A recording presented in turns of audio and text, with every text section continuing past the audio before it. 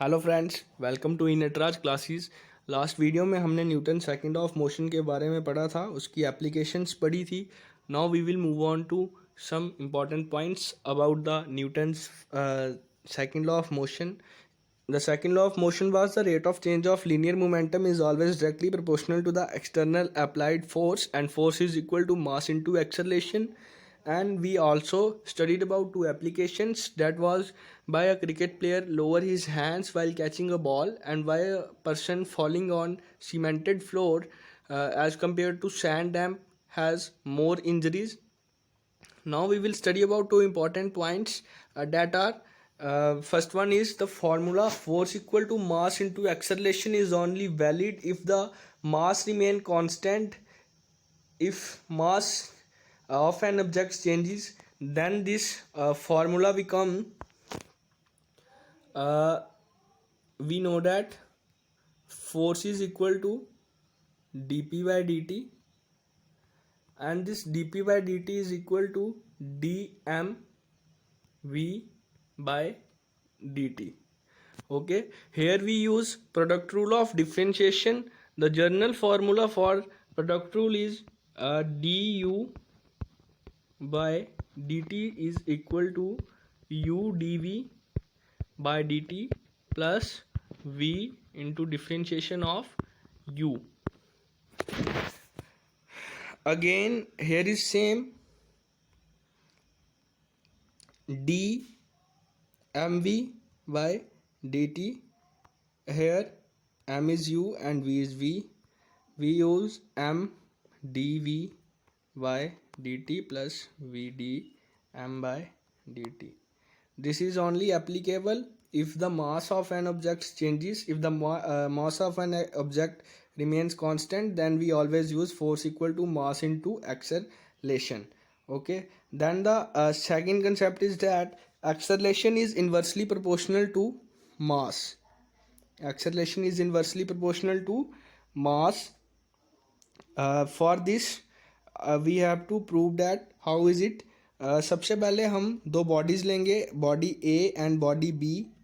जो body A है इस पे लगने वाली force F A, body B पे लगने वाली force F B. The mass of body A is m1 and its acceleration is a1. Mass of body B is m2 and its acceleration is a2. Then according to Newton's second law of motion, Fa will be equal to m1 into a1 and Fb is equal to m2 into a2.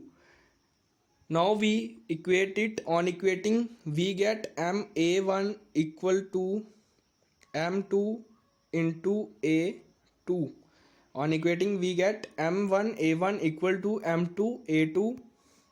On further simplification, we get m1 over m2 is equal to a2 over a1, and hence acceleration is inversely proportional to mass.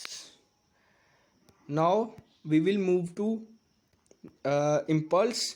When a large force acting on a body for very short duration of time, the measure of action of such large force in small interval of time is known as impulse. मतलब कि जब भी कोई large force किसी body पे act करती है किसी शॉर्ट ड्यूरेशन ऑफ टाइम के लिए, जो उस लार्ज फोर्स की कैलकुलेशन होती है in a small interval of time, उसे हम बोलते हैं impulse. And the force which acts on body for a small interval of time is known as impulsive force. Impulse is a vector quantity. Its SI unit is Newton second. Its dimensions are m1, l1 and t raised to power minus 1. It is defined as the product of average force and time which is acting on the body. Then is Newton's third law of motion. According to Newton's third law of motion, to every action there is equal and opposite reaction. Newton's third law of motion states that to every action there is equal and opposite reaction. Action and reaction means this is action and this is reaction which is acting opposite according to Newton's third law of motion. Now see, action and reaction should cancel the effect of each other. Then how to body moves? दो bodies हैं, this is body A and this is body B. These arrows are denoting, this arrow is denoting action and this is denoting reaction. According to Newton's third law of motion, every action there is equal and opposite reaction. अगर ये action यहाँ से आएगा, reaction यहाँ से आएगी, equal होंगे और अपोजिट होंगे. अगर ये इक्वल एंड अपोजिट होंगे तो ये दोनों एक दूसरे के इफेक्ट को कैंसिल कर देंगे. Then here is a contradiction. Then if two bodies that is having action and reaction that is equal and opposite are cancelling the effect of each other, then how two bodies move? This is due to the fact that action and reaction are acting on two different bodies having different mass, so acceleration produced will be different and hence the body will move. Means कि ये जो reaction और action है ये दो different bodies पे हो रहे हैं. ये बॉडी डिफरेंट है जिस पे एक्शन हो रहा है, ये बॉडी डिफरेंट है जिस पे रिएक्शन हो रहा है. ओके, तो इन बॉडीज का जो मास है वो भी इक्वल नहीं है, जो मास है वो भी इक्वल नहीं है. इसलिए इन बॉडीज की जो एक्सेलरेशन होगी A1 एंड A2 वो भी डिफरेंट होगी. डैट्स वाई ये जो दोनों बॉडीज़ हैं वो मूव करेंगी. Now let us take example. When a strike a nail with hammer without holding a block, the nail and wood block both move forward as one system. On the other hand, if the block is rested against a support, then the reaction of support keeps the block in its position and nail is driven inside when struck with hammer. इसकी जब भी हम किसी nail को, nail means किल को, किसी हम would के ब्लॉक में हैमर के साथ लगाने की कोशिश करते हैं, तो अगर हम ये इस वुड ब्लॉक को पकड़ के नहीं रखेंगे तो ये जो किल और वुड ब्लॉक है ये as a one system, whole as a one, ये आगे की तरफ मूव करना शुरू कर देंगे. बट अगर हम इस वुड ब्लॉक को पकड़ के रखेंगे तो ये जो वुड ब्लॉक है ये एक सपोर्ट के अगेंस्ट जो है ऑन रेस्ट आ जाएगा.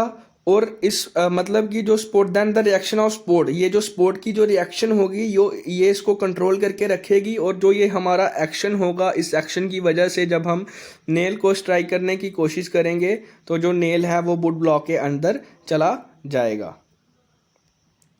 Then we take second example. Second example is कि अगर कोई भी जो बोट होती है, बोट यू ऑल नो, किश्ती से जब हम जंप करते हैं आगे की तरफ तो जो किश्ती होती है वो बैकवर्ड की तरफ मूव होती है. मतलब कि जब भी कोई पर्सन जंप करता है किश्ती से बाहर जाने के लिए, फॉरवर्ड डायरेक्शन में जो बोट होती है वो बैकवर्ड थोड़ी सी मूव होती है. ये ऐसा इसलिए होता है क्योंकि जब भी कोई पर्सन मूव करता है बोट से बाहर की तरफ तो जो बोट होती है बैकवर्ड डायरेक्शन में आती है. जो बोट का मतलब को पर्सन का बोट जो होती है वो बैकवर्ड डायरेक्शन में आती है. ये होता है एक्शन, क्योंकि जब पर्सन आगे की तरफ जंप कर रहा है तो वो बोट को पीछे की तरफ पुश करता है, जो कि एक पर्सन का एक्शन होता है उस बोट पे. और जो वो बोट होती है वो भी एक फोर्स को, इक्वल फोर्स एक्सर्ट करती है एज ए रिएक्शन. इसलिए वो जो पर्सन होता है वो फॉरवर्ड डायरेक्शन में गिरता है. So it moves backward. That's why जो ये बोट होती है ये पीछे की तरफ मूव होती है. इसकी और भी एग्जांपल्स हैं कि जो स्विमर्स होते हैं वो कैसे स्विम करते हैं, हम चलते हैं. ये भी Newton third law of motion की एक एग्जांपल है. Now we will study about law of conservation of linear momentum.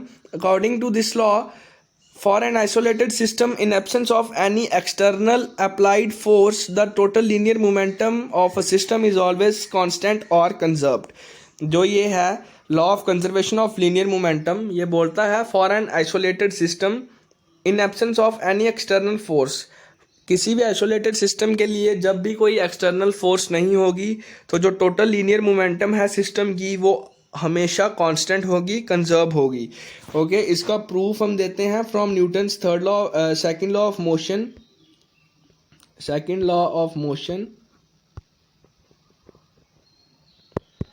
Second law of motion क्या कहता था?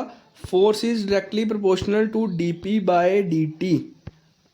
जो सेकंड लॉ ऑफ मोशन था वो कहता था force is directly proportional to dp by dt, that is the rate of change of linear momentum. And then we know that force is equal to k dp by dt. For all systems here k is equal to 1, that's why force is equal to dp over dt. But for an isolated system, किसी भी isolated system के लिए जो force होती है वो zero होती है. अगर फोर्स ज़ीरो होगी तो dp by D T equal to zero आएगा, क्योंकि force is equal to dp by D T.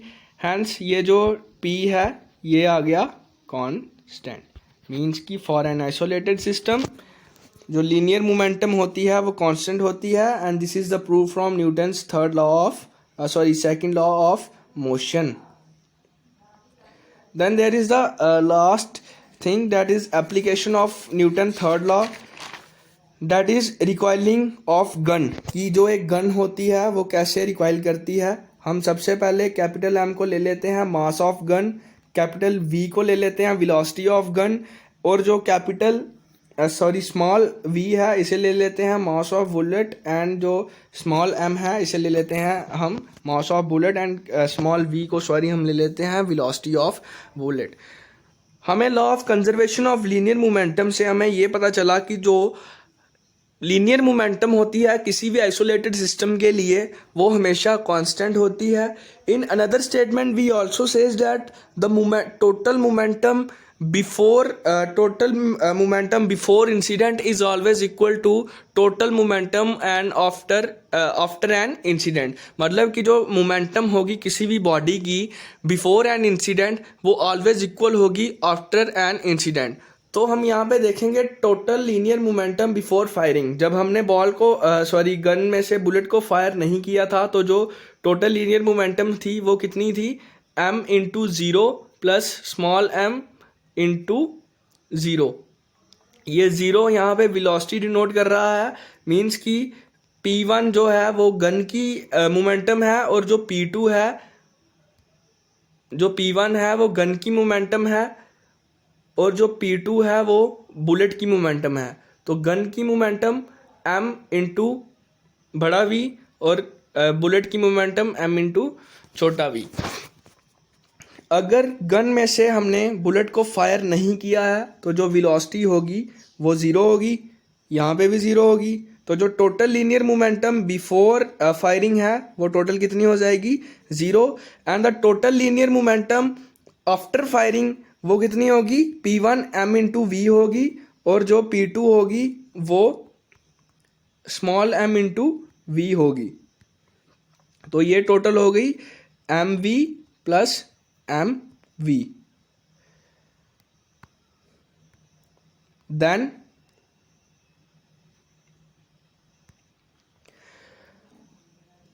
we know that the total linear momentum before firing is equal to total linear momentum after firing.